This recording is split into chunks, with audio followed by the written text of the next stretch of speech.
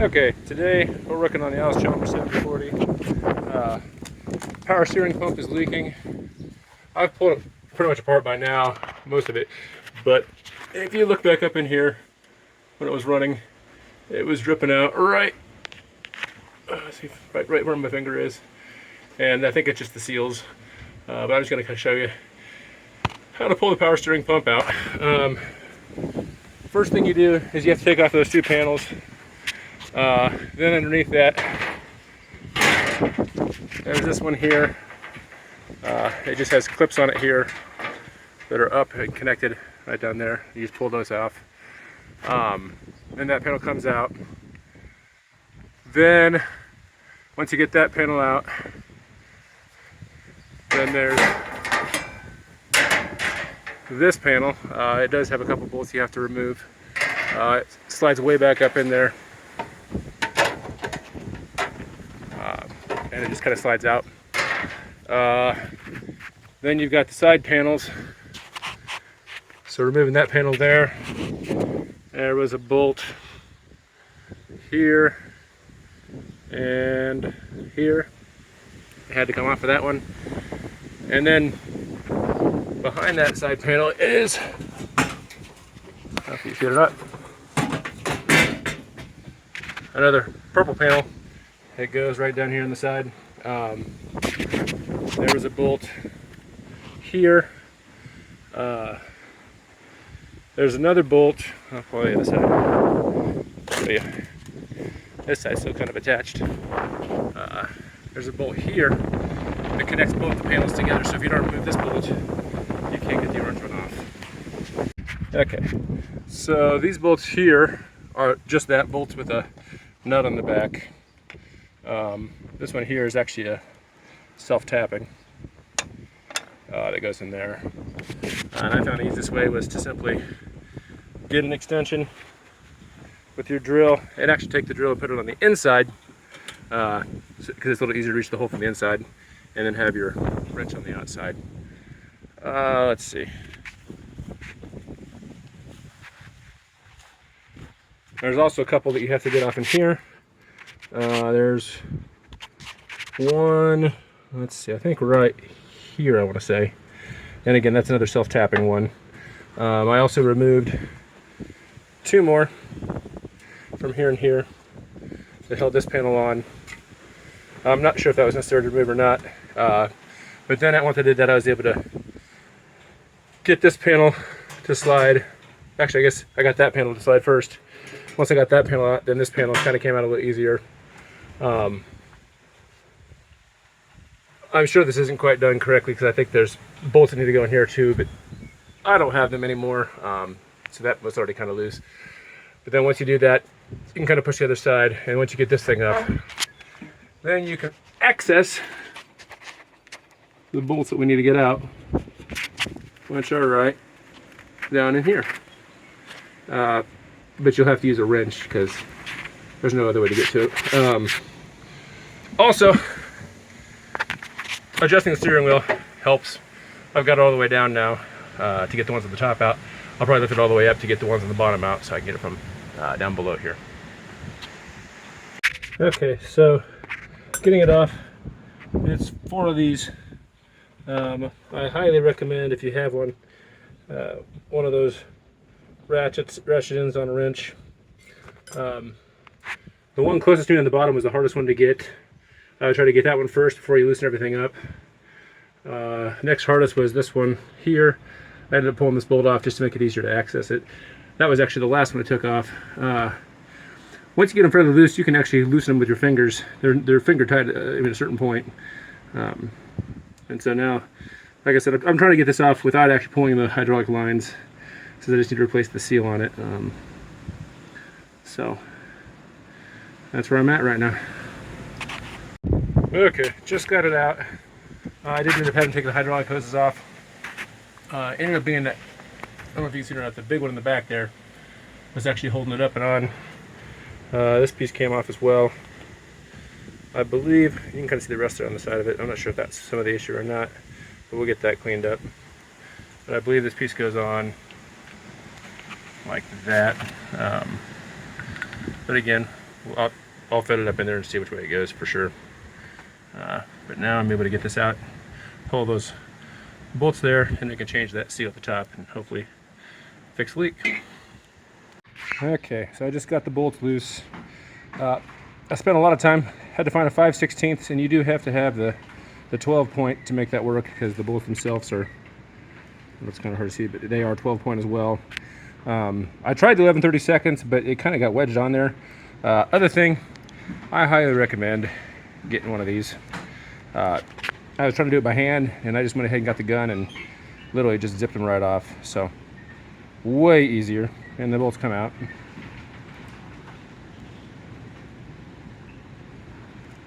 But yeah, you absolutely have to have a 12-sided 5/16, whether big or small, but fit down in that hole. So, all right, gonna break it apart here in a minute. Okay, so I was able to just kind of pull a little bit, and when I pulled it up, it just pops right off like that.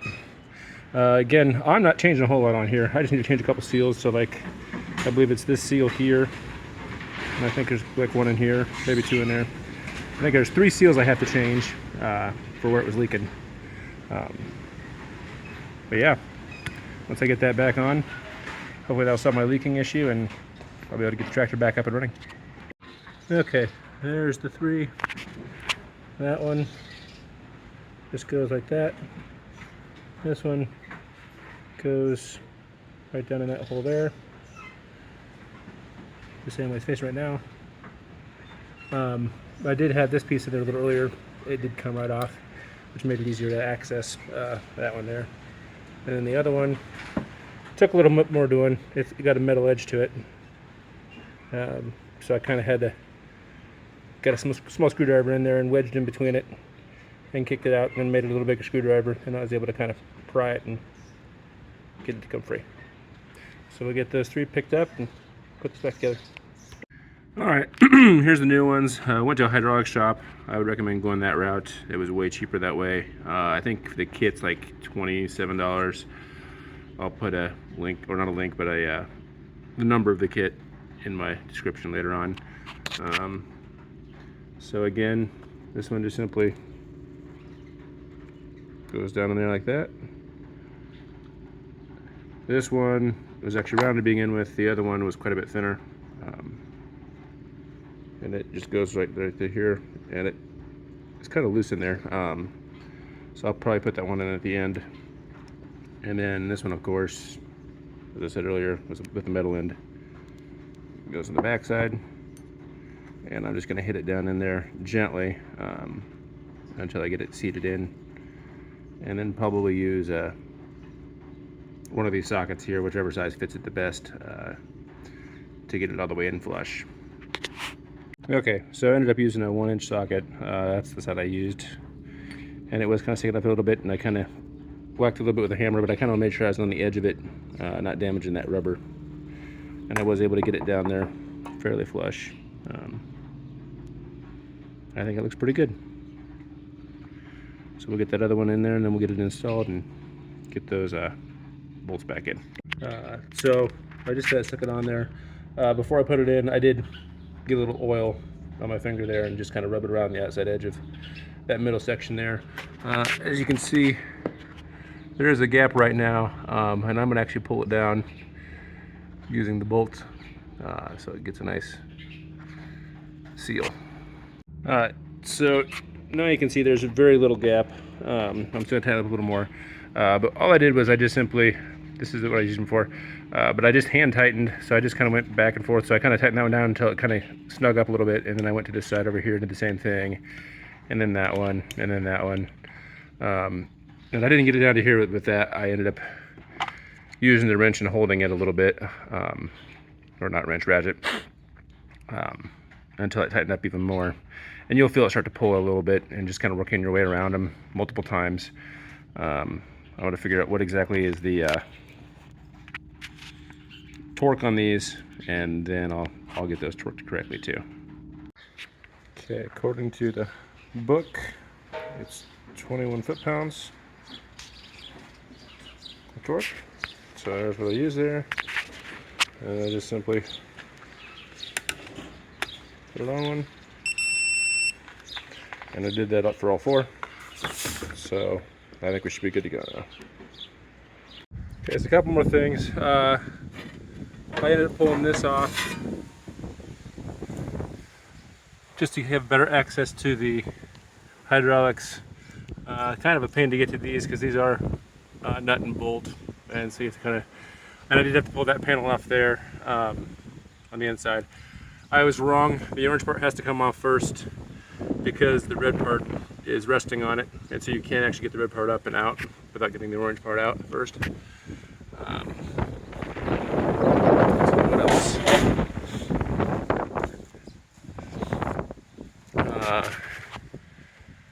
So I'm removing that. It gave me more access to the hydraulics. Again, started with the one in the far back. Don't forget to label the 2 in the front. It's pretty easy to tell which one went where. And then the last one, at least for me, but my far left one is bigger than every other hydraulic, so it was easier to tell where that one went. But then once I got that one started, I was able to get that on. This one in the back here corner, which was the next one I did, it was a little hard to get started.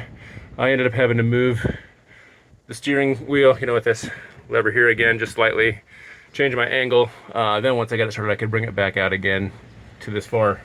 You can see if you can lift it all the way up, you have a lot better access to it. And then, I guess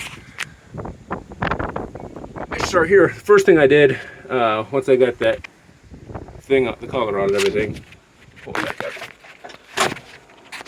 Sorry about that. So the first thing I did was I got the valve in. I loosely fit these 2 bolts on the top here in, just so it was kind of up in here, and then I started putting the hydraulics on. You do have to remove this one if you want easier access to that bolt there. I still have got 2 more to go on this. I wanted to start it up, make sure that it actually did in fact not leak anymore. I don't know if you can see that in there or not, but I've also got a hydraulic. This is some of the rubber. Maybe you can see that, I don't know. Anyways, it was missing some of the rubber, so I wasn't sure if it was going to leak or not, and it did not leak. So I'm not going to fix it right now. So I'm going to get this put back together now because, well, yeah, it's no longer leaking. It worked. Okay, just wrapping up this one side. A couple things. This sheet, I believe, that goes in first. Don't bolt it down because that one has to slide in back behind it to catch that bolt there. As for this rubber gasket, it kind of falls out as it goes through. I could went up right there. And so all I did was I kind of pushed on the inside edge until it went back around the corner. And then you can kind of see there, so I'm just going to kind of push it back with the thing. And you can kind of see how it just slowly is going back in where it's supposed to go. You kind of work your way down to get that back in. And then there's this one here, which shouldn't be too hard to get back in here in a minute. And it really should just be kind of like a slide back in. So you get to that edge there. And I don't know if you can see that or not. So I just kind of push that back around the corner. So you see like down here at the bottom where it's not quite in. Just gonna take my screwdriver and carefully push it around that corner there.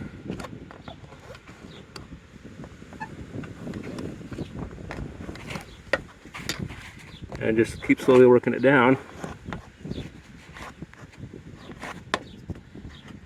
until it's all the way in. Okay, so I kind of got this one adjusted where it needs to be. This part does go over the top of that one there. You can see you can let that hole there. It's missing the piece I need there, so I have to use an actual bolt for that one, and then that one down there. But again, I'm not going to tighten anything down until I get that piece there, and then I'll start. Okay, just want to do one more quick review on where the bolts are. Here, here, there,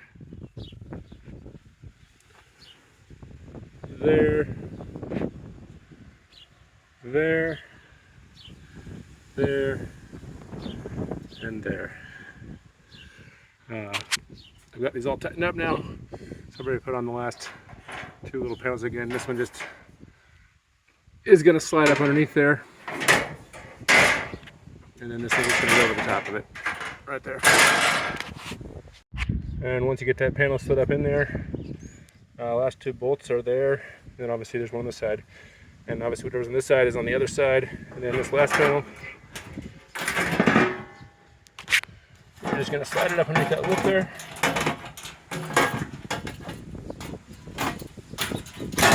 Catch. And we'll just go ahead and get those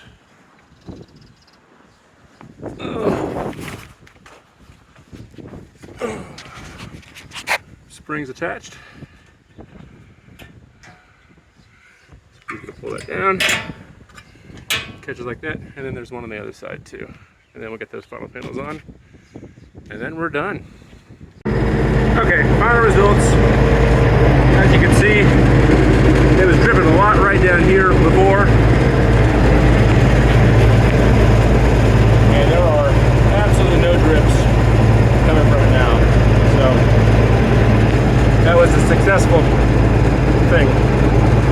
I hope you enjoyed the video and hope it found it helpful.